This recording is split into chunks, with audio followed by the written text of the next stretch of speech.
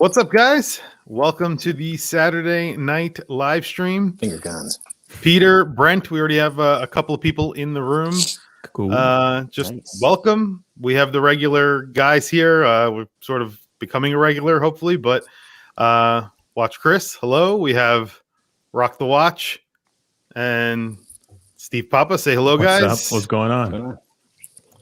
Hopefully, everybody had a very good week, and we'll just wait for some people to join in the room. I was gonna say, if I'm already deemed a regular, wow, I feel honored right now. Your second appearance here, so I know. I think next time we'll do it on one of you guys. I mean, we do it on my channel a lot. Maybe the next time we could do it on one of your guys' channel. We haven't done it, Steve, on your channel, so we could do that. Maybe some of my viewers will come over and check your channel out, and obviously Rock the Watch. Hopefully, for the 14 people who have joined so far, if you are not subscribed to these guys, obviously please go check out their pages. Go check out their YouTubes. They are really working hard, doing some cool videos, some cool watches.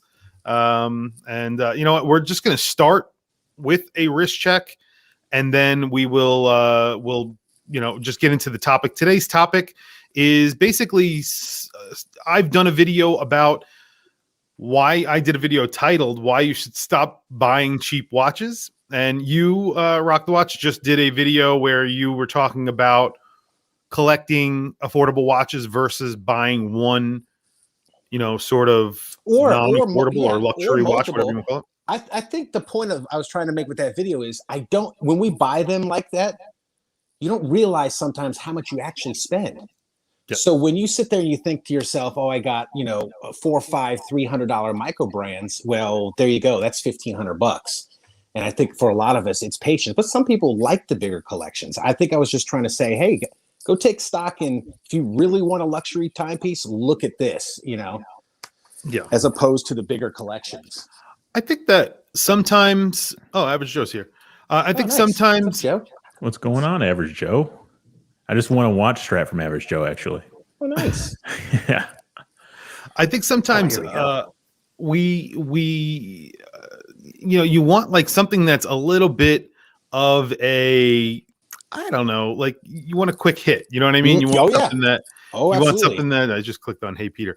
You want something that's just new, and you want to get something that's cool, and you want to buy an affordable watch because it's not expensive, and it's just sort of something that you could immediately afford. You don't need to save up. You don't need to wait for it.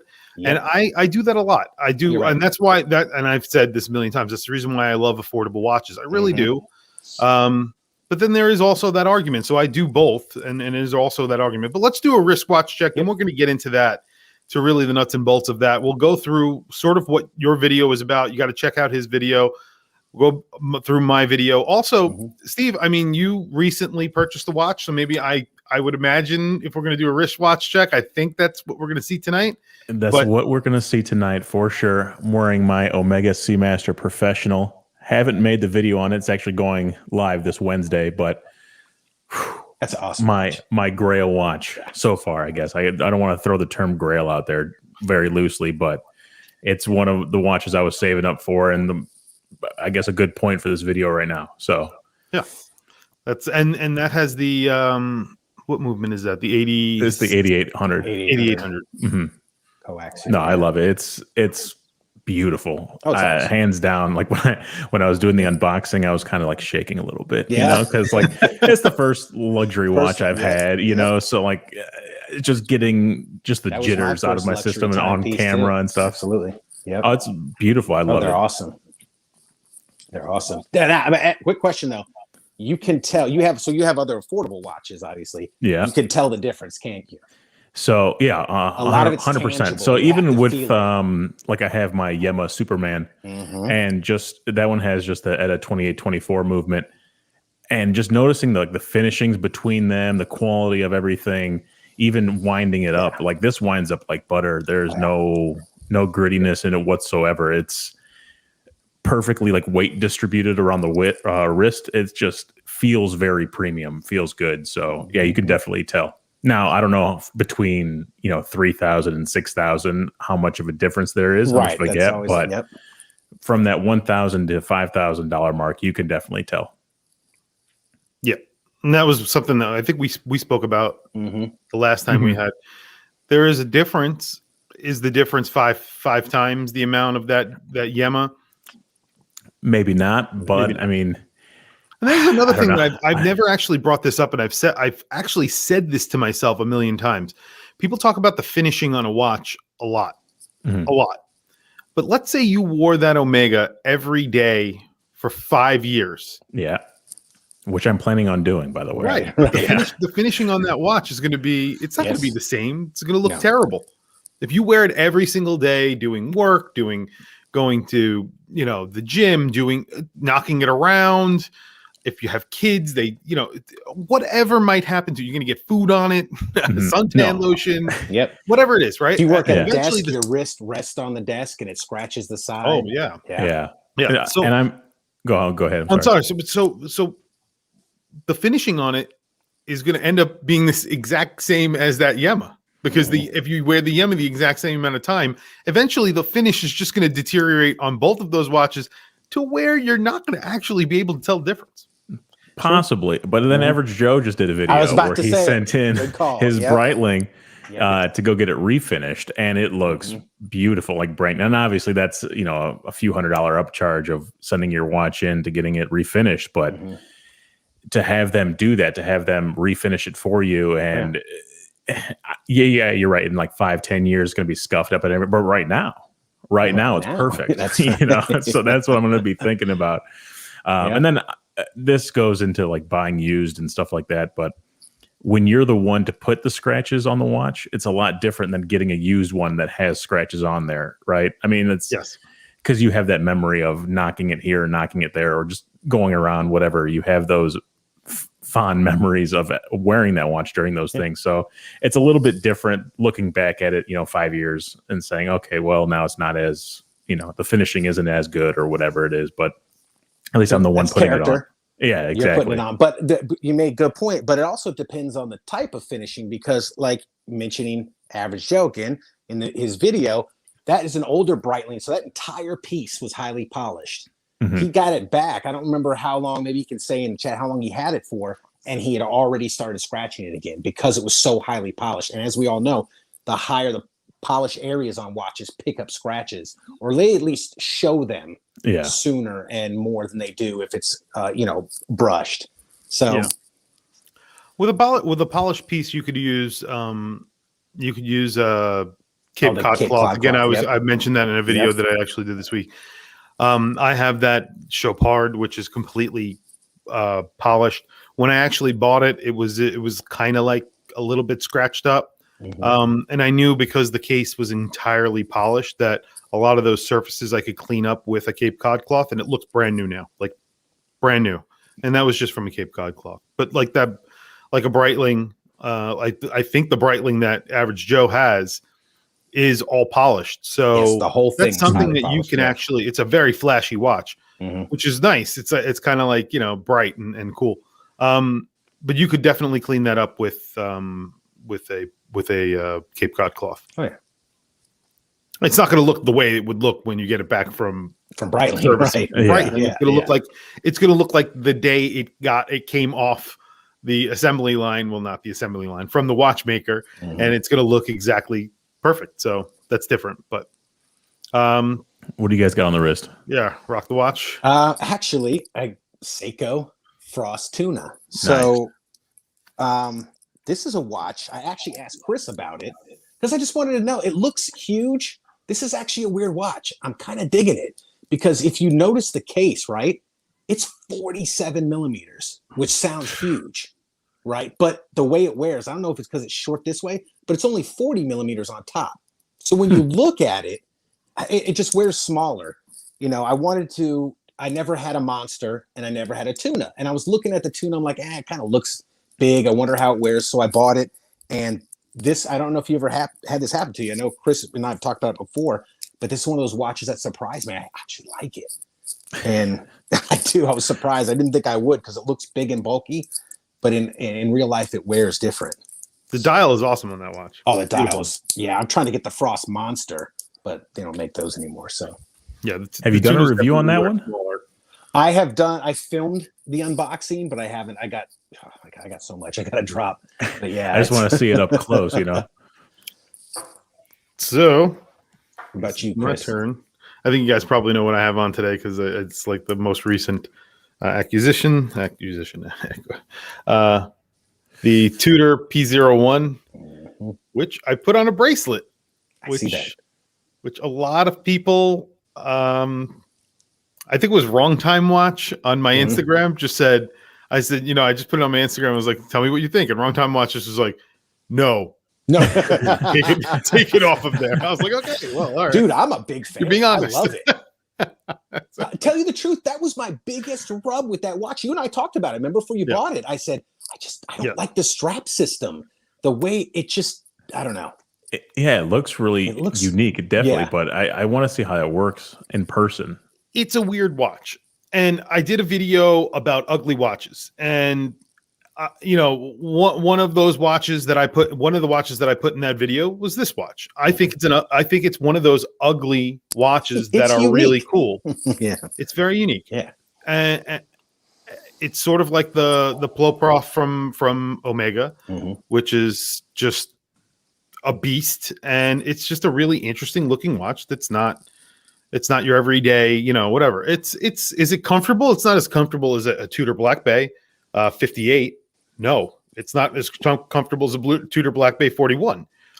It's a 42 millimeter watch that has a very weird crown, which is at the 4 o'clock for Tudor. A lot of people say it looks like an SKX. I agree. It does kind of look like an SKX, but the thing about it that I like is that there's two things about it that I like. It's from a company that is under the same umbrella as Rolex, right? Where, it's semantics, right? But it's something that Rolex would never, ever make. So they made it. Actually, Rolex made a prototype and Tudor made a prototype, the exact same watch. U.S. government never actually took up the contract. It was won by, I believe, Bulova, and no one even knows where that watch is. And the thing is that they probably went with something way more traditional. But the thing is that Rolex back then would make that prototype, and they would have made the watch for the U.S. Army. However, now they would never make that prototype, and they would never sell it to the U.S. Army. So it's just that's kind of cool. I think that Tudor will do it, and Tudor will make a watch out of silver, and they will make a watch out of bronze. And they will do all these things that Rolex will never do. They'll do a fully PVD coated watch.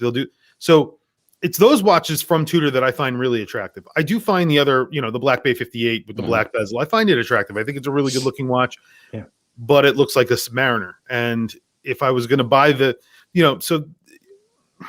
I would rather, if I was doing that, I would rather something with a red bezel, or, you know what I mean? Because it's something that, again, Rolex would never do. And that's why I like when Tudor's doing something that Rolex would never do, I think it's a little bit more attractive for me. The North Flag, I love the is North a Flag. really good example of that. Yep.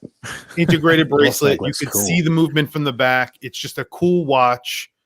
Pepe D's nuts. Always a good comment. Yep. I love it. What an amazing name. I love it. So, that's all. I do want to see the Black Bay Silver in person. That one, I'm excited to go. I went to the AD last week, and they didn't have it in stock yet. And I was just like, man, I really want to see this in the flesh. Yeah. So I just want to see how that silver case really looks. I don't know how it works. Somebody was saying that Tudor was going to restrict production of those. I don't remember who it was. I mean, I watch a lot of watch stuff, but somebody was talking about they were hearing rumors they were going to restrict, like Rolex does. You know what I mean? Was it Bark and Jack? I don't remember. Because Bark and Jack, he did a video and he was just like, do not pay overpriced for this. He was begging people not to pay overpriced for these watches because they're already selling them for like $5,000 or $6,000 on the aftermarket, which is insane. I was nuts. Like, come on, this just came out. I'll wait a year and get it on Joma Shop and Gray Market or something like that. Immediately when I saw it, if they are restricting production of it, then yes, there's going to be Yeah. You know, it's like, again, it's kind of like this is the ugly child of Tudor. So they make very, very few of these. If this ever started picking up popularity, you know, it won't. This won't. But something like that will, and they'll be able to. They'll, you know, there will be waiting lists for it. I think. I had a feeling. I think when they announced when Tudor announced that it was going to be like the Black Bay 58. I mean, when the first Black Bay 58 came out, the black bezel and the red triangle, the standard 58, you couldn't get it for like a year and a half. You couldn't, and now you can just walk in and get them. Same thing with the blue. As a matter of fact, I think the blue fell off quicker. I think you can just walk in and get the blues too. So yeah, I think it'll probably be like that. Again, patience. If you have patience to wait for it, you can save money and you can pick up certain pieces. Except Rolex, you can't do that. But except Rolex, I was saying, yeah, you can't. But Tudor, you can, which is another benefit for Tudor. Yep. You know. Yeah. All right. So, moving on to the meat and bones of the live stream tonight, we were going to talk about what we were mentioning before. Two videos that I did. One video that I did, one that Matt did, and that was the videos on basically affordable versus luxury collecting. So collecting a number of affordable watches versus buying one luxury watch. So I made a few arguments in a video that I did where I just said buying a bunch of luxury watches, buying a bunch of affordable watches, you could actually purchase one watch that is, essentially a luxury watch versus, spending the money over the few months, over the year, over the 2 years, saving all that money and purchasing one luxury watch. Is that fun? Is that boring? It could be, I think. And I think that's the reason why I sort of collect both, because I probably could afford to, I probably would have a lot more luxury watches in my collection if I didn't buy cheaper watches so often. So, yeah, that's really it. So, I mean, what are you guys' thoughts on this? I know, Steve, you're probably doing something like this right now, right? I mean, so right now I'm in the process of trying to get rid of watches I don't wear. For example, that Yema, right? I have it now. I have the Seamaster. I don't necessarily need another 300-meter dive style watch, and it is a GMT, Superman GMT. But then I also have the bronze Superman GMT with the in-house Yema 3000 movement. So like I'm waiting to do a video before I unload the Yema itself, and I was waiting to do that before. I should say that I was going to sell my Superman and other watches to buy this watch, but this watch came on such a good deal on eBay. I just couldn't pass it up, and it's like, whenever you want to buy that watch, make sure that you're always looking. First of all, that's like the number one rule. You look on eBay and on Chrono and any single site that you can. And what made me jump on this was, eBay actually gave me a 10% coupon, which whatever. So any watch over $2,000, you would get 10% off immediately, up to like $500 or whatever it was. Wow. So I was just like, hey, yeah, I'm going to take that. I'm going to take that extra $300-$400 and just use it. And then on top of that, you get the authenticity guarantee. Gave me a chance to, use that before I recommend getting it. And that actually works out very well. I don't know if anyone's used it, but you just like lose a day between shipping back and forth. And yeah, it's peace of mind. They give you the paperwork for it. It's a really good process overall. But yeah, just slowly grinding and saving and saving and saving. And luckily, I ended up winning my fantasy football tournament last year. So I got a pretty good chunk of change. And then just like slowly saving like $50 a week, whatever, just putting it to the side really helps. And then I had enough to where I was just like, I'm close enough. I don't need to sell anything right now. Let me just go buy it. So right now I'm just sitting on some watches that I do want to sell and get rid of, and probably put that towards a Tudor, maybe like the Pelagos or something. That's like the one that I tried on. I was like, wow, this thing is really nice. And then I'm thinking, do I buy another diver, or do I, try to get something different? So I'm in between that. So I'm still now in the process of saving, again, for nothing, right? Like I don't have a specific watch I want to buy just yet, but just to have it $50 a week, putting away over time, it's going to add up. In a year, you save what, $2,000, $5,000 over the next few years, and then by the time, I'm sitting on this, let me just go buy something and then that way it's not like a big hit on you automatically. You're spreading it out over weeks. But yeah, that's my saving strategy, at least the basic saving strategy for right now. So if you come across an affordable watch now that is appealing to you, are you going to buy it? Well, I just bought a 5600, and I don't need a 5600, right? Like I have a 5610 that I wear on the daily, but I bought the 5600 just for a video because I want to break it. I want to basically compare the DW 290 to the 5600. Okay. And like a head-to-head thing, I have it in my mind, like how I want to film it. But there's one like that, but watches that I do buy are going to be something like the PRX, right? Like I don't have anything like the PRX. It's a sports watch. It's kind of vintage, kind of cool. I'll get that, or I'll get like a Seiko. Like I bought my Seiko SN KK52. I think I said that right, but it's like a gold one, right? Like I don't have a gold watch, so I would get a more affordable watch. That's something I don't have, right? Like I don't necessarily want to buy a 007 or something like that. Like I don't want to buy that because I wouldn't wear it, because I would probably wear the Seamaster over any Seiko diver in my collection. I think. I'm not sure, like unless it's a tuna or something that's like very unique. If it looks like the Seamaster, I'm going to default to the Seamaster. So there's no point for me to buy the affordable version of that. That's my mindset. I don't know if, not a lot of people think like that, whatever, but that's just the mindset I have right now. I agree. I definitely agree with you. Like it's listen, I mean, I have a little bit of a problem where when I see something shiny, I kind of like jump on it. And, like I see that this is a perfect example. Zelos released the Hammerhead 3 I saw this week. And I mean, I sign on and I'm like, I'm here. I mean, how could I not get this? Because and I said to myself the other day, I was like, all right, this is it. No more Zelos, because I bought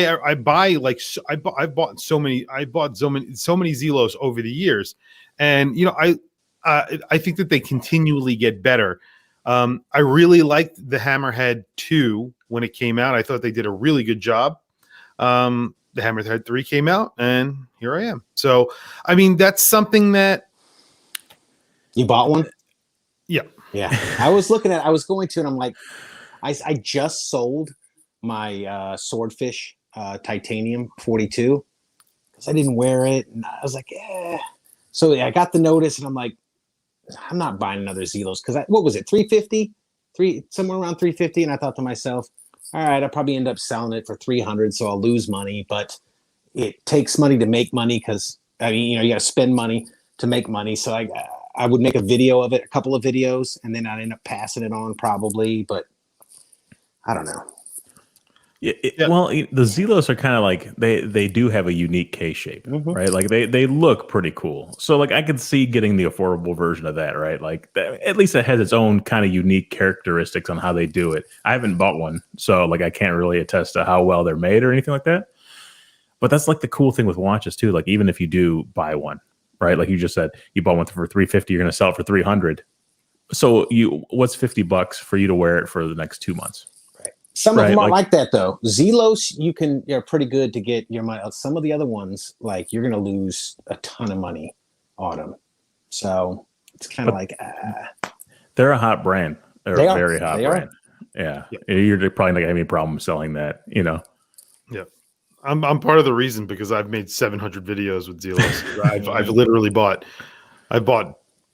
so many Zelos, and I've made so many videos about them, and I compare them to other watches in my collection, because I'm that's why I like doing that. I like comparing things. It's always something that I think of when I'm buying something. So what do you think is like a sweet spot for like buying a watch and you're like, yeah, I could throw that? Like, is it like the 350? Is it 500? Is it, 150 I was bucks? about to ask you, what do you think affordable? 300? I was kind of like around the $300 range.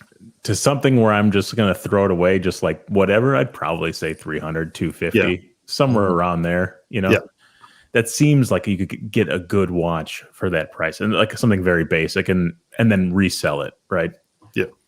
You can't lose that much because there's a lot of watches out there that cost $300 that you could sell for $250, and then there's a lot of watches out there that cost $550 that you could sell for $250. Yes. So that's the There's the rub. Yeah, exactly. So there are micro brands out there, and a really good example of them, that Wehrenbach. Yeah. Wehrenbach. I haven't heard of them. Renbach. Yeah. Renbach. I always say it wrong. Awesome watches. I really love them, but they have horrible resale values. They don't sell well. So if you buy one and you want to sell it, you're not going to get a lot of money for them. So there are a ton of micro brands that do not have a very good resale value. That was one of the reasons why, one of my reasons in the video that I did. So I bought a Notice. I bought a bunch of micro brands, dozens and dozens of micro brands, and then affordable watches like Tissot, Mito, Certina, blah, blah, blah, blah, blah, blah, keep going, Hamilton, whatever. Yeah. Those have better resale values. They do. So, sorry, what were you going to say? I was going to say, because they fit into that. Even like a Hamilton, you get the, whatever their field watch is, I forget what the Khaki King, like that right there is $400 and you could buy it used probably for the same price, like very similar, like they're right there. And people flip watches nowadays. It seems like they flip watches a lot. Like you're never going to even have to service a watch ever, because you're going to be selling, you're going to be flipping them so quick. You're just like, whatever. Right. But, I'm kind of in the middle with it. I've seen this natural progression of my collection trending upwards. So I'm kind of like Chris. I don't mess with that many watches unless it's really piques my interest that are even down around the $300 range. So, but I see the value in them. I see, I've been there with all those. There's a lot of great watches out there, especially for around $500 range. But then sometimes, so let me ask you guys, don't you sometimes look at them? Because I do it. I go, damn, I don't got enough time in a day. I switch them out a lot, and it's still don't have enough time in a day to wear all of them. So I'm kind of like what Steve was saying. I'm like, well, I might as well pass these on. Like the guy I sold the Zelos, I sold that Islander. He's like, oh, you must not have liked it. You're selling it. I said, no, it's a great watch, but it just doesn't get any wrist time. There's so many more watches I wear ahead of it. I might as well move it on and then put that money towards somewhere else. So sometimes that's one of the reasons I looked at made the video. I looked at it and I'm like, man, all this money I spent, I could have bought this or I could have bought this. And I said, let me make a video of that. And one of the problems is with doing that was doing the short buy thing. You're never going to. So let's say when the video I did, I had 12 watches in that box and it was around $4,400 I spent on those watches, $4,500 on all those watches over a span of 2 years. So it was spread out. If I was to resell those, I might get $3,000. Honestly, I'll probably get closer to 25. And here's another rub. It's a lot harder to sell watches than you think, especially if you stay away from eBay, because eBay has been a giant, everybody I know, Chris is one of them, Average Joe, if he's still here, he talked about, Random Rob, none of those people sell on eBay anymore because you just get, as the seller, you get screwed. So I learn from their mistakes or their unfortunate circumstances and steer clear of eBay. So to sell those lower end watches, you got to do it in like forums, or Chris and I have done videos before where people have bought them off here, or you hit people up on Instagram, some of your followers, see if they want them. So it's kind of a pain in the rear end to sell watches too.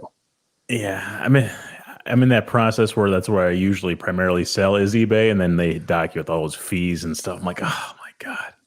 just losing money there too. So well, not only that, you got to listen to some of the nightmares Chris has had. Like they mail back the wrong watch, or they destroy it and want their money back. I did a video about it also. Yeah, So I had two problems. A guy returned me a watch that he had for 4 months. Yep. And that was because of PayPal. And then I had another problem where this is a long time ago. I was selling a watch that was actually pretty expensive, around $2,000 or $3,000, I think. This was a while ago, and he mailed me back a broken Seiko tank, and that was it. What did eBay you did make him. What's that? What did you send him? That he sent you back a broken tank? I sent him a $3,000 watch. It was I forget exactly which watch it was. It was an expensive watch. Mm. I sent it to him because he paid whatever, and then he initiated a return. So what happens is when on eBay someone initiates a return, and it's like, when I'm saying this, I feel like I don't want to talk about it because there's people out there probably listening and like, oh, I can do this, because they can do it, and it's messed up, because Shady. if you initiate a return, what happens is immediately I have no choice. Really, they give you no choice but to accept that return. Even if you say you don't accept returns, you accept returns. Doesn't make a difference. eBay forces you to take that return. So eventually, one way or another, they will return that watch to you. When they do, they have to send it with a tracking number. If they send it with a tracking number, has to be sent with a tracking number. They send it with a tracking number. Once that tracking number shows that it's been delivered and signed for, or just delivered, that's it. Done. The money goes automatically back to the person. That's it. So it doesn't matter what you've received back. They could send you anything they want. And that's the scam. And that's it. The money goes back immediately. You don't open up the box and say, okay, I got it back and it looks good. None of that. It's just, you got a package from this guy. I ain't dealing with that. We assume that he sent you exactly what you gave him. That's it. Time to return the Seamaster. Yeah. Exactly. You get, and you know what the best part about it is that 99% of the time, I believe what eBay do is, so you're a buyer, and if you get one chance. I think if you do it once, you're gonna get away with it. If you do it twice, they're not gonna do it. So they put a note on your account that this has happened. So then the second time they're gonna take action against you, or just block your account or whatever. You. Crazy, right? When you think about it, it's just crazy. It's just crazy. That's nuts. Yeah, I see the thing with the one or two. Man, or Conquer three Watch. I'm sorry, hang on. Yeah, Conquer Watches sent us $10. What? Awesome. That's awesome. Oh, Bobby Legs is in the house. What's up, Bobby? Bobby Legs. Thank you, Conquer Watches. Very nice. Thank you. Awesome. Thank you. Sorry to interrupt. No. That's fine. I wasn't paying attention. So, but no, I see where I dig having different options. So I think what you'll see a lot of the watch YouTubers or people will talk about, a lot of them I think are between like a 6 and 8 watch collection. I think after they go through it seems like the path of collecting is people start out and it just gets huge, and then they tend to trim down to higher end luxury pieces if they're really into it. And so I like to have, so it's kind of a balance. I like to have options. I wouldn't like to be stuck with one like $50,000 watch. You know what I mean? Although an AP Royal Oak might change my mind.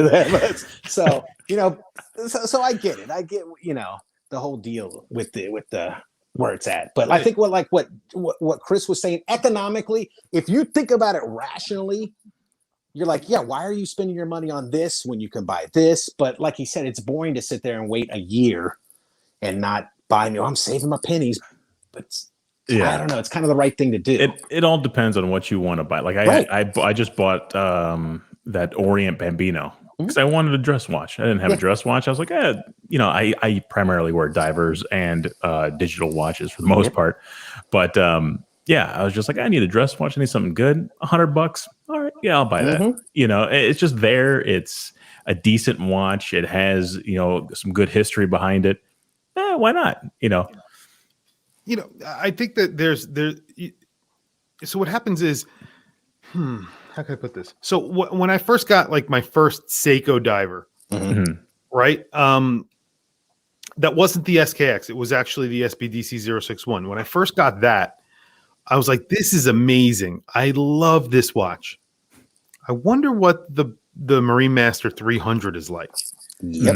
And then I started, because that's, they call this the baby Marine Master 200.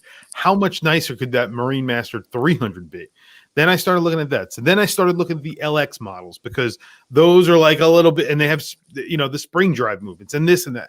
And, I'm still looking at them. Like, I just haven't done it because I have the SBDC 061, and I'm like, oh, maybe I should. And I think that, like, the Bambino is a gateway drug.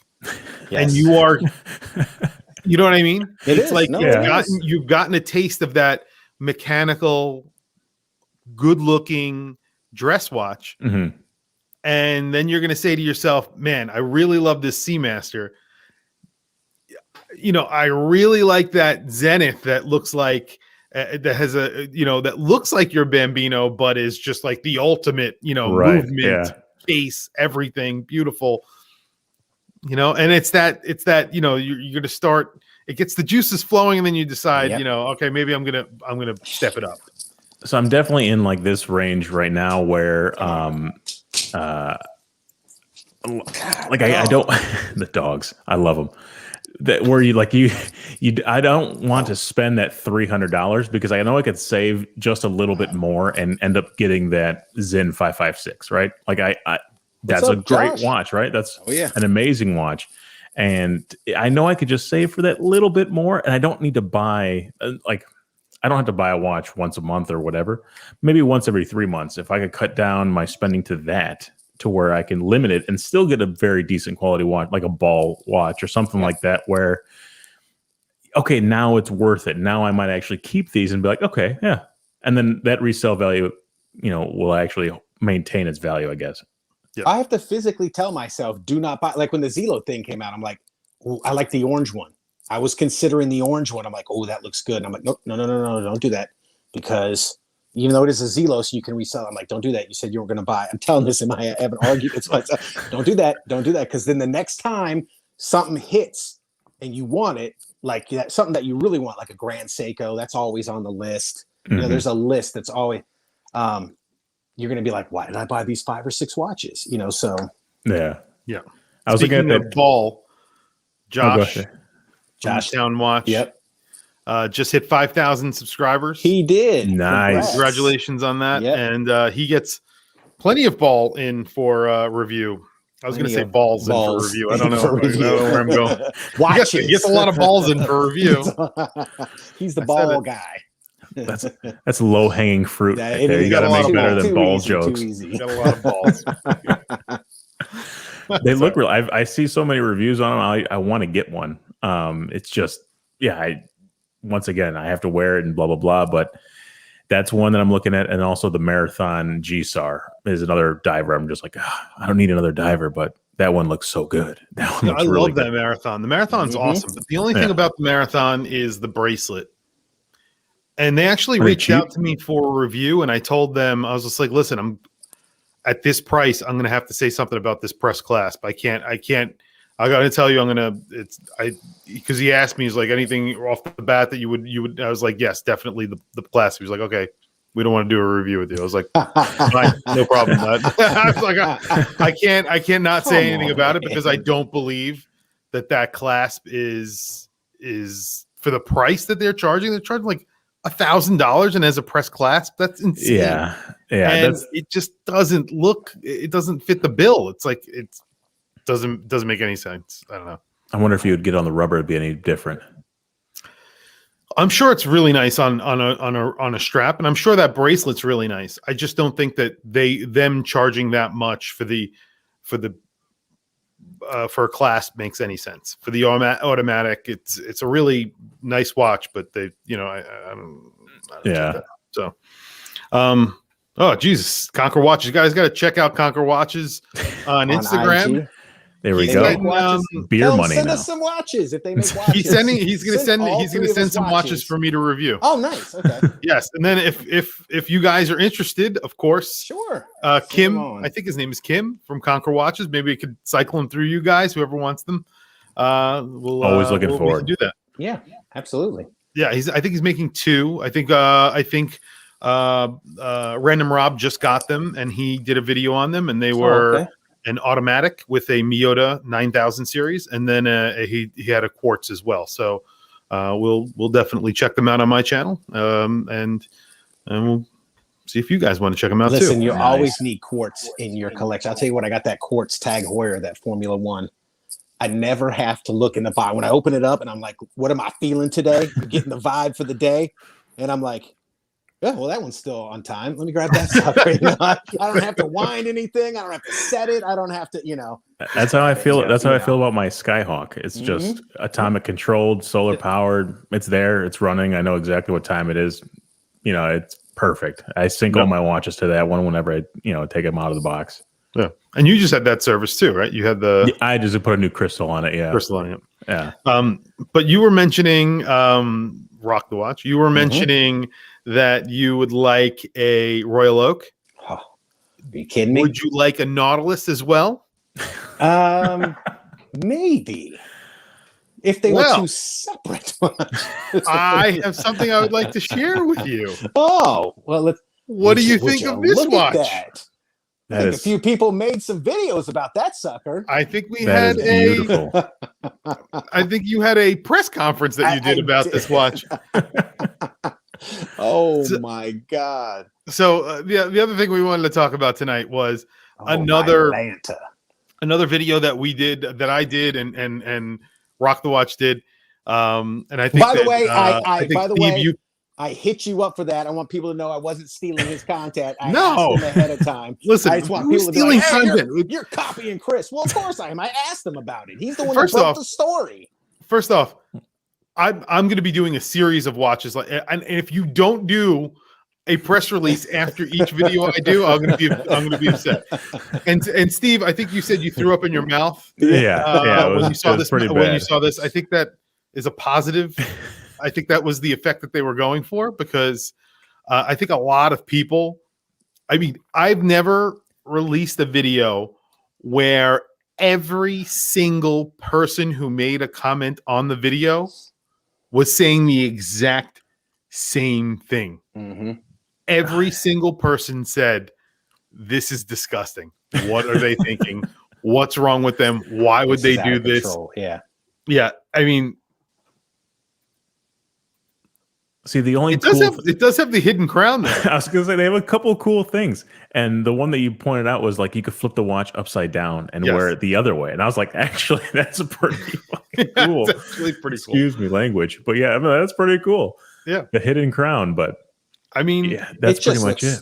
So bad. You're right. It's got the Nautilus on top, so it looks oblong. It does not look good at all. So what they did here is when they put what they did was this is supposed to be 50-50, right? But it's not. The bottom half of, first off, 2 different bracelets, 2 different bezels, 2 different indices, 1 set of hands.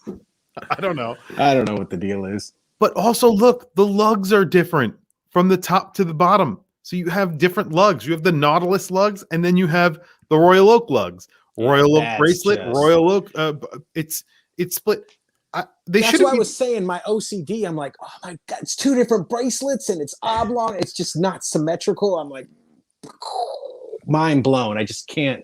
And in person, like the photos that they have of it in person is just, it's even worse. It's like, see, and that's upside down, Steve. They really should have. Upside down is amazing. They really should have owned it and just like they should have made like taking pictures of it where they're making fun of themselves. That would have sold the watch as like kind of a gag gift or whatever. But and then when you told me that $5,000, yeah, when I heard that price, I was like, oh my God, for $200, all right, I'll throw a couple bills at this. But you know what's really funny? When you're wearing this watch and you're out like with friends or at the whatever, and you know you're at a bar or something like that, and someone like, oh, do you have a what is that? It's half Royal Oak, half you know, I mean, half Nautilus, all ugly. And like, it's just like the worst. I mean, it doesn't even have a seconds hand. You don't know how bad this sucker is to me. This sucker's so bad to me. I would buy, and I am completely against this because this is criminal and all that other stuff, but you know where I'm going with this. I would buy a freaking fake Royal Oak before I would buy this piece of junk. That's what this has to be, right? This has to be a guy that had just a surplus of fake Nautilus and fake Royal Oak and just put them together, right? Yeah. This has to be that. Yeah. He had a table saw and he was just like, oh, I got something to do today. Yeah. That's it. Yeah. So I'm going to be doing like this sort of sparked something in me when I saw it. And I was like, I need to go make a video about this right now. So I went and I did it. Literally, I saw it. I made a video and published it all within maybe an hour. I was so heated up when I saw it. Then I was going through Instagram and I was like, you know what? There are a lot of watches that I feel this way about. When I saw this, I tried to be, I didn't want to go too overboard, but there are a lot of watches that I feel this way about. And there's another watch that I will not mention right now, but there's another watch that I think is crazy for the price that they're asking. I think it's just ridiculous. And I'm going to make a video about that one as well. It's a new series right there because this is insane. This is insane. That's how I feel about a lot of watches when I scroll through Kickstarter and I just see a lot of those watches. Yes. I'm like, oh my God. Yeah. Yes. What is I've never scrolled through Kickstarter. Do you get the idea that maybe the watch community, are they a little stuffy and boring with the designs? And maybe these guys thought, hey, we can, or are they just trying to capitalize on the whole Genta thing, or because they named it that he designed both watches? I don't know what the heck to say. I think so, because Genius Genta. I mean, first off, the name is just ridiculous. They really, it's nuts.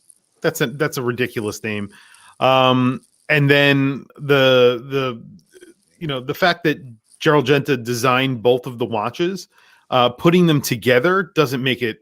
They're two different designs. It's just like it's like a mullet. It's like it doesn't make any sense. Don't you party in the back, mullet? Business in the front. I'd prefer a mullet. That's right. I'd give myself a mullet before I buy this. Amen. I actually gave myself a mullet at the beginning of COVID. Did you? I gave myself a COVID mullet. Man. Now I would never do this though. I would never buy this ever under any circumstance. No. At $5,000. That the Seamaster. Here you go, right there. Steve's wearing the Seamaster. Why would you buy? You'd have to be nuts to buy this sucker when you could buy. List the number of watches you can buy for that price. That's insane. Let me ask you that. Say they send you this watch for review, free of charge, whatever. Do whatever you want with it. Are you going to turn around and sell it, or are you going to destroy it? I would make a video destroying it. Make videos first. Yeah, first I would make a video destroying it. Yes, and then do the review. It'd be a better review. But I guarantee you, they won't be contacting me for any sort of review. We could always hope.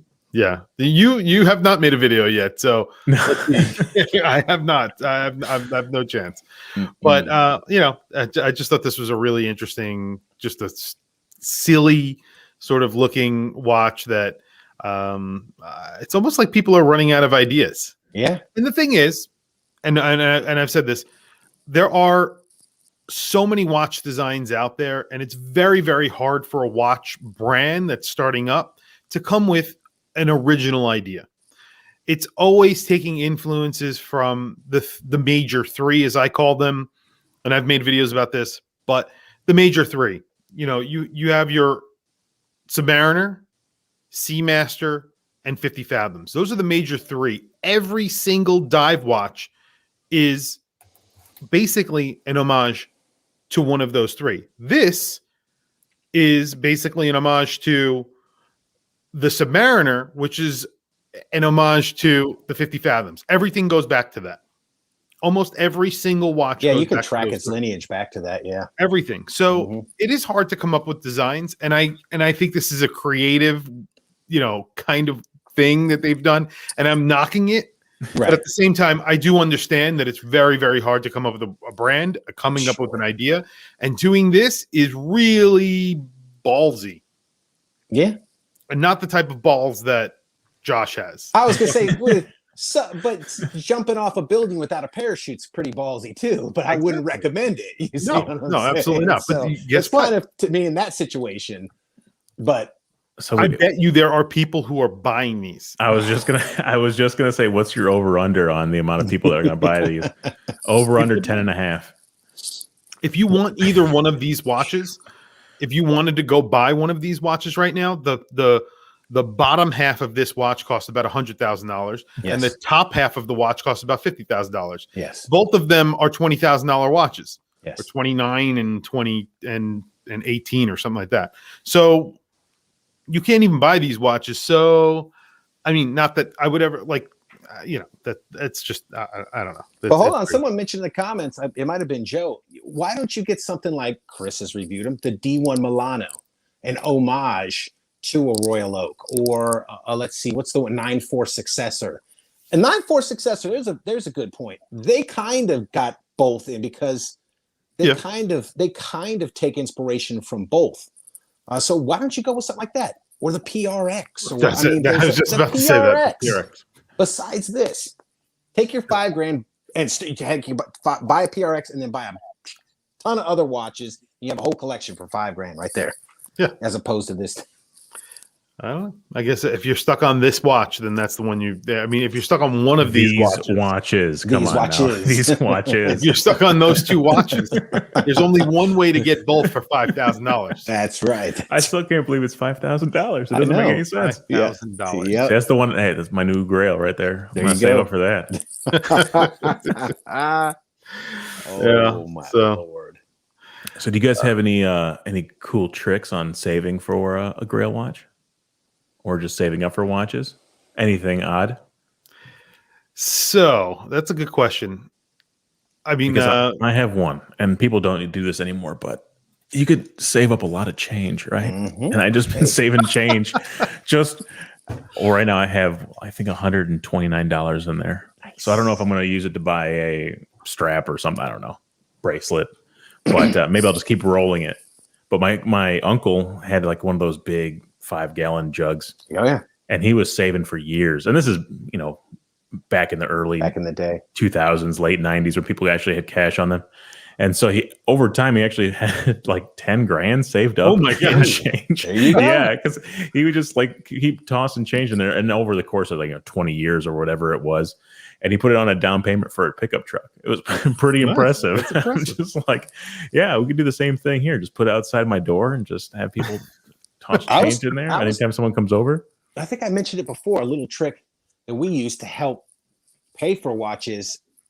We will use a credit card that gives you cash back on almost everything, and then just pay it off. So you get the cash back. At the end of last year, when I bought my Breitling Avenger 43, we had like $1,500 or $1,600 cash back. And the watch was over $3. It was 31, 33, I think, something like that. So paid for almost half the watch right there. That's a good tip right there. Yeah. For $1,500 to $1,700 because of all that cash back rewards we had in there. So that's one little one. That's a good one, because like the Freedom card gives you whatever 5%, whatever it is, and over time it's gonna add up. And all the Dogecoin, I guess. Don't forget about the Dogecoin. We're going to the moon. That's another good way to save up. That's right. I was going to say the other thing. That's another way, is play the stock market. Yes. Could you imagine you're playing the stock market? You're just trading stocks just to get a watch. Hey. I would. That's what I do. Yeah, there you go. I mean, I buy crypto and stuff like that. But I troll eBay a lot. Mm-hmm. So as much as I hate eBay, I love eBay. You get because deals. Exactly. As a buyer. So as a buyer. So eBay is a great resource as a buyer if you know what you're doing. So Number one, you got to know exactly what you're looking at. You need to be educated. Again, this is something that I did a little bit. I did another video about this. You need to educate yourself about flipping watches. You need to educate yourself about the watch that you're buying. Know everything there is to know about the watch. And when you're on eBay and you see a watch for a good price, bid on it and don't bid again. Bid what you're going to bid and then never look at it again. Now, I don't always do that because sometimes I'm pretty bad about that, but I'll give you a perfect example. That Mito that I have, I paid $600 for it.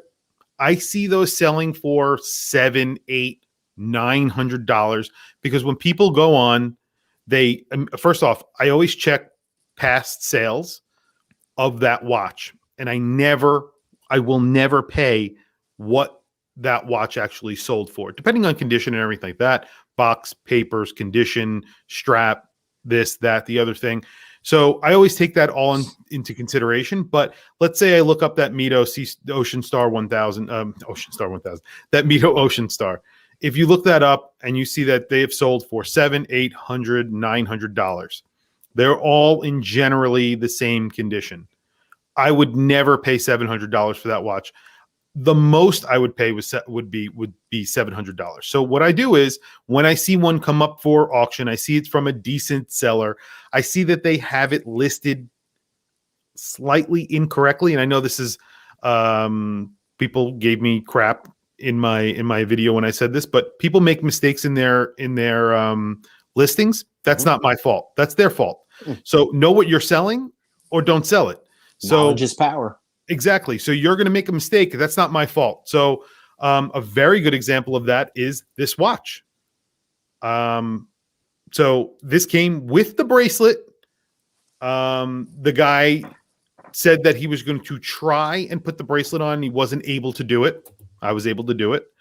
It came with the bracelet. I paid $2,600. So I'll give you an idea. They're selling on eBay for Joma Shop is selling them right now, and this came from Joma Shop.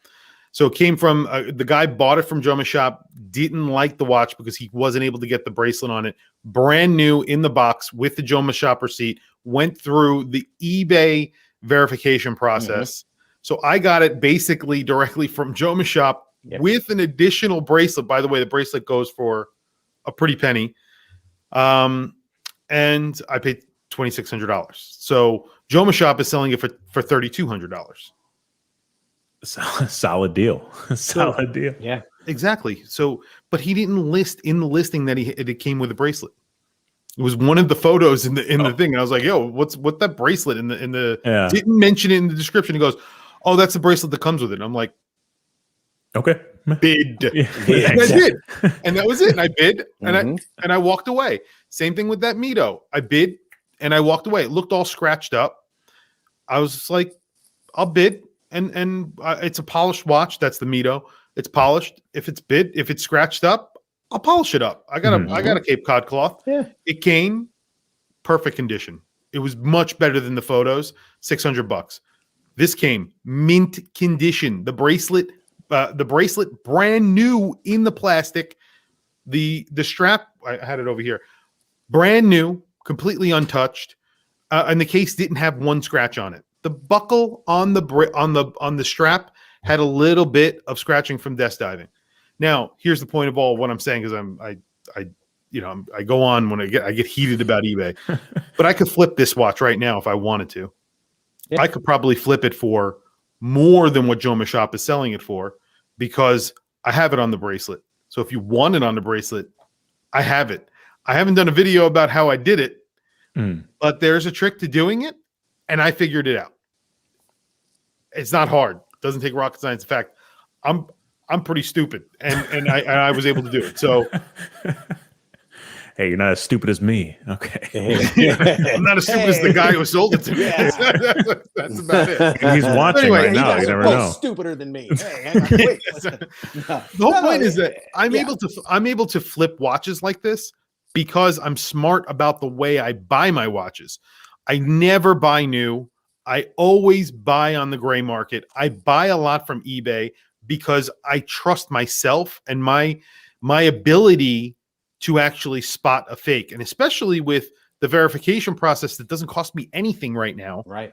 Like you just went through, right? For your Omega. Right. You are sitting with you have a certificate with a photo of your watch on that certificate. You weren't able to take the bracelet off, right? You had the thing on there, the red.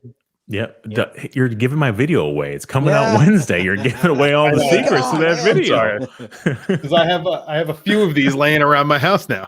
Yeah. See, it's actually very perfect. It's a good system. Yeah. It works. And like you were saying with eBay, I mean, I was on the hunt for a Seamaster for the longest time. This one happened to pop up. I had that 10% coupon. This guy bought the watch March of this year, March, I think 24th or something like that. And I bought it 2 weeks later. He just wanted to sell it. He's like, I didn't like it. And I decided to sell it. Some people don't like them. He got it from an AD and it has the international warranty, whatever. And then with that coupon, I bought it for 36 out the door. See, and that's why I can't get rid of mine. I paid full retail. Right. I mean, and my wife paid with a warranty. So she was over $6,000 out the door. I would never make that money back. Yeah. Me, and it's a great watch. I don't plan on getting rid of it anyway. So I'm holding on to mine. I'm in the same boat. I don't want to get rid of it whatsoever. Right. But yeah, it's when you see deals like that on eBay, just being that smart buyer, understanding what it is, educating yourself. I personally do not trust myself, when it comes to like spotting fakes and stuff like that. I'm just not in the game for that long. But yeah, I mean, if you're confident in that, then by all means do that. I want to do the same thing with garage sales this year. Just walk around some garage sales or some estate sales, and what do you got over here? Nothing. Oh, what's that? What's that? Rolex. You don't want that. Yeah. What's that? And if they don't know what they're selling, they don't know what they're selling. It's not my problem. No. Yeah, Chris is right. Chris on eBay all the time. He'll send me. He knew I was in the market for that Eterna, and I just waited. I looked around. Really, the only place you could get them was on their website, and they were $2,200 watches. But Eterna takes a massive hit, and they are great watches. I paid $700. Chris, like, hey, look, found you one, man. Boom, $700. I sent it to the wife. Funny story. Sent it to the wife. There were two online. One was brand new in the box from an AD. They wanted $2,200, and one was a $700 one. When I forwarded it to her, the $2,200 one came up. She bought it, and I can't. And then she sent me. She was out in the living room. She's like, all right, I bought it for you. Sent me the confirmation. And I was like, whoa, it's the wrong one. It was supposed to be $700. She's like, what? And so anyway, we fixed it. She canceled it within like 30 seconds, minute and a half, maybe. Canceled it, ordered the $700 one. And he's right. It came, it has some scratches on the very bottom of the clasp. And it came in, and it's a gorgeous watch. And it's a luxury Swiss watch. For $700, I can't understand why they lose so much money. But Chris is the one that turned me on to that brand, and he pushes them a lot because they make great watches, fantastic watches. Who knows? They're going to be hot maybe the next couple of years. They've been around for 170 years or whatever it is. So people are going to make it popular. This is their year. This is the year. It's sad. I did the 3 watch collections. I do have like a 3 watch collection from Eterna, and those are one of the. So I bought all of mine. So that a lot of people in my comments were like, "How did you pay $650 for this? How did you pay $700 for the Adventech?" No. So the way I do it, and these are my secrets, guys. For eBay, this is my secret. So what I do is, eBay allows you to create a search. And then you could put a heart on that search, and that makes it one of your favorites. Now, this may be something that everybody knows, but I have about, 200 of them, maybe more. And some of them I take off, some of them I put back on, some of them I add, I take away, whatever it might be.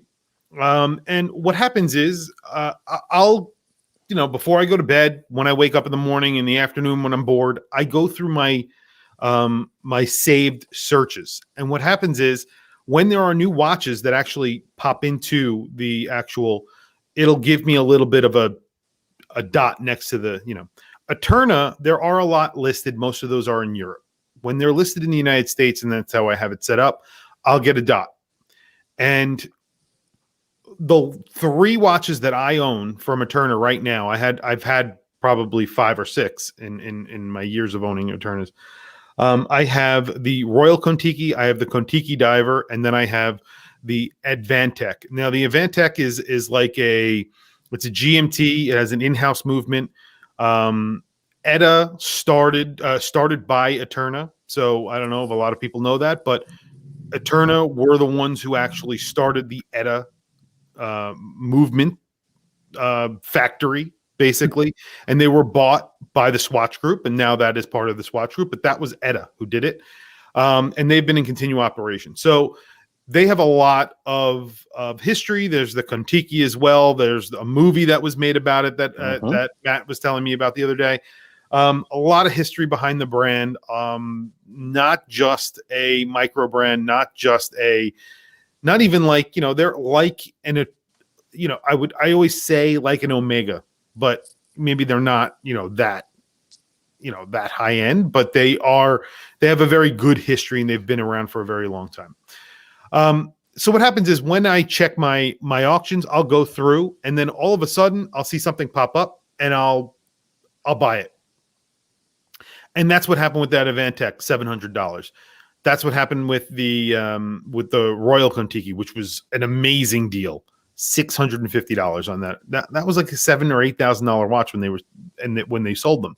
They stopped selling them. They probably didn't sell that many of them. There weren't very many made. But currently, if you go on eBay, there are tons that get listed, but they get listed at over $1,000. What you have to wait for is the guy who's realistic and or looking to actually sell his watch quicker. So there are ones that are selling for $1,000, but you just have to have patience. You have to be the one that's willing to wait, because they'll be listed for $1,000, and there's a guy who gets on and he just saw my video and he's like, "Oh, I gotta get this watch. Chris paid $650. I guess the prices are now $1,000. I'm gonna buy it." No, don't buy it. Wait, because they aren't $1,000. The watch is worth $1,000 all day long. I agree, but I paid $650. You could pay $650 too. Just wait. Have patience. I paid $700. I think the guy bought it from something direct. He sent the receipt with it, where they kind of like where there's a lot of kind of like Mass Drop. It was one of those type of things where he bought the Eterna from, and I'll bet you he paid about $1,200 for that sucker. And then was like, I got to move it, and just moved it real quick. Yeah. That's the way it is. There are a couple of watches where I have saved like the same thing how you're talking about, where it comes up with a blue dot or whatever. I have them saved. And if ever those watches do come up, and I've seen, I guess I'll just let you guys know what it is. It's called an Omega Memo Master. It's from like the 70s. Beautiful vintage watch, right? A lot of them listed now are $2,000. And they've gone up in price over the past couple of years. I've been looking at them, but really the ones that sell are like $500, and no one lists those anymore, for that price. They're always, $1,000, $2,000. So Chris, you're right. Like you have to just wait on those and wait till you get those for the right price. And then you can buy them, in whatever condition they're in. Oh, look how beautiful. Look at that thing. That's amazing. I would spend money on that one. 100%. It's just a digital watch. They're expensive though. Oh yeah, super rare. Yeah, very rare. Yeah, have you ever seen the Chrono? I think it's the Chrono. Is it called the Chrono Master? I don't remember now, but they make a chronograph version, which is pretty cool as well. But it's more of a rectangular. Yeah, I think I have seen it a little bit later. But yeah, this is nice. I mean, I was looking at this one a couple of years ago, and I couldn't find it for the right price. I saw a couple. They had like scratch screens and stuff like that. Or they have like a gold version, which I was looking for. But some of them sold, and then the other ones, like they haven't backfilled or whatever. So if I can ever find this at a garage sale, like that would be awesome. Just to like, oh, it's an old digital watch. Yeah, I'll buy it for $5. Yeah, good luck. Yeah, I know, right? Here's to wishing. I'll tell you what I do, discovering a lot of watches. I watch a ton of YouTube videos, reviews, Random Rob, Chris, all you got. I got a whole bunch I go through. It's hard to keep up, especially and then trying to make content at the same time. And I'll see something I like, and I'll be like, "Oh, that's cool." And then I'll go look for it over at eBay, or as a matter of fact, I'm putting this out there. I'm in the market for the Frost Monster of this tuna with the frost dial. So if anybody out there in the chat or anybody watching this video later, point me to one. Sale. There's one on eBay, and it's a brand new in box. Guy's in Canada. He wants $1,500 for it, which is one, way too much, and two, he won't ship to the U.S. or certain parts of the U.S. or something. Because the wife was going to buy it. I was like, that's kind of high. But there's none on Chrono 24. There's none on eBay right now other than that. But that's one of those things I do like Chris. I'll get up in the morning, I'll look, I'll search certain watches. And, if they're the right price that I want to pay for it, I'll buy it. That's it. But what is this Zenith here? This thing is so this is like similar to what you're like. I have a saved search for one of these. I've always wanted this watch. I don't know why. It's just a weird looking. It's a weird looking Zenith, and that little like screen right there. That's like a date, or it could be, I believe, a countdown timer. It's just a really cool watch. It's called the Future. I just thought it was really cool. I've always thought it's pretty cool. I need to get a square watch. I mean, I got a Casio, a DW5600, the G-Shock Square, but I want a square automatic watch. Rado makes some cool looking ones. I'll tell you what the one I really want, is the Cartier Santos, the stainless steel one. That's on the Cartier's list. been getting a lot of hype around it recently. A lot of videos being made about Cartier, about those Santos and they're cool. I've never been too crazy about them, but the newer ones, they've sort of modernized them a little bit. They look really good. Mm-hmm. Yeah, so, I'm not the biggest fan of Cartier. I'm not just fan like of the they're tank or anything, but that one, it curves. Oh man, it's cool. Yeah, they could be cool. Mm-hmm. Yeah, I just looking at them like they're nice. I get what they're for. They're very elegant, but it's just not the watch I would wear. I need something that could bash around a little bit more. That's why I stick with divers for the most part. Yeah, me too.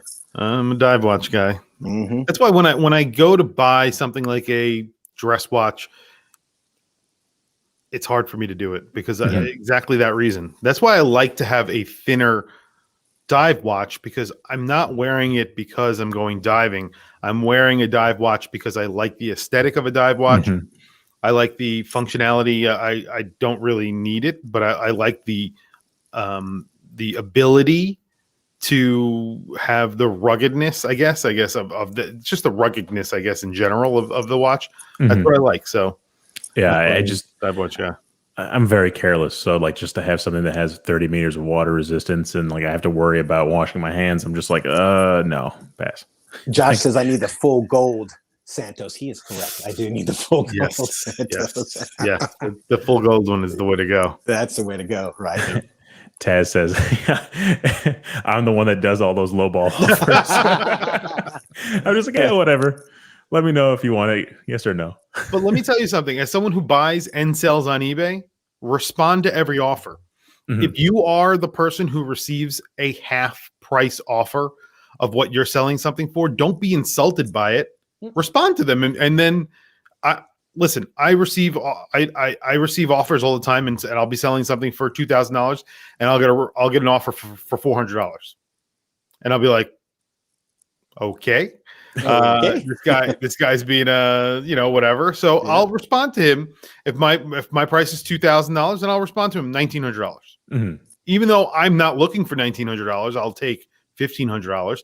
I'm going to respond to him with I'm going to say $1,950. I'm going to give him a very high price, and that'll make him go away. Or sometimes I actually end up selling it to that person, because then they come back and they're like $800, and then I'm like, oh, all right. That's the game. So I'll go down to 1,900. Then they'll come back 1,000. I'll be like, no problem. 1,850. You know what I mean? Some people just want to play the game. Yeah. I'll play the game and no problem. Mm-hmm. And we'll come to it. I'll eventually get to the price that I'm willing to sell it at. And you may corner me in losing $50, and I'll make the decision to sell it to you, or I won't. And that's it. So I always respond to every bidder, and it doesn't make a difference. And I don't get it. I will not get offended by it, because whatever, it's just someone who is trying to get it for a good price, and I understand it. I'm not going to hate for the same thing that I would do. I mean, not that I go and offer half price on everything, but in certain things, when I think they're way overpriced, I'll offer them half the price that they're asking, because they have a price that's way too high, and it makes no sense. So I'm going to offer what I think is fair. So anyway, We've been going for an hour and 15 minutes now. It seems like when we don't really have a very solid agenda of what we're going to talk about, we end up talking very long, and then it's just the way it is. I guess. The question was it interesting conversation? Is the better question, yes, of course. I think we had a very interesting conversation. So, but anyway, let's wrap it up. Thank you for joining, guys. Don't forget to check out these guys' channels, of course. Rock the Watch right there. Also on Instagram, rock underscore underscore watch. Wow. Yes, sir. Yes, sir. I'll let you, Steve. Could you just plug yourself, please? Before I mess it up. On Instagram, I'm Steve Papa Official. And then on YouTube is just youtube.com/Steve Papa. And you got some videos coming up. One of them is that Omega. Yeah, I have that Omega video coming up. I just reviewed this Llanos Avisos. So awesome if you're video, interested in this diver, go ahead and did a lot of production on that video. You did the watch justice, as I said. Really awesome watch. I've actually not seen many reviews of this watch either. Someone who I follow on Instagram has this watch, and he said he puts up pictures once in a while of it. And I've always thought it's a very, very interesting looking watch. And you point out some really cool details about the watch that I wasn't even aware of. And just a really, really nice watch. Definitely something to check out. Rock the Watch. You just did a video on basically what we were discussing tonight. Definitely check that out, because you do go through some really good points, and and if you disagree with him, just go leave a very negative comment on his video. Thumbs down it. But guys, check out their channel. Great content, great guys. So that's really it. I guess we'll catch you guys in. We'll see you next time, sometime in the future. Cool, have guys. a good Thanks for weekend, and if you are Greek, have a good Easter tomorrow. Yes, I'm excited. We got a lamb going, so yes, a full lamb probably right on a what do you call it? On a spit. The spit. Over some charcoal. It's going to be a good morning. Yes. Ouzo, lamb, delicious. Nice. I go over to my Greek friend's house on Easter because I like lamb, so it's a good place to go. Delicious. There we go. Yeah, it's awesome. A whole lamb too. It's no joke. It's going to be good. I'm going to eat so much tomorrow. All right, guys. Thanks for joining us. Have a good weekend. See ya.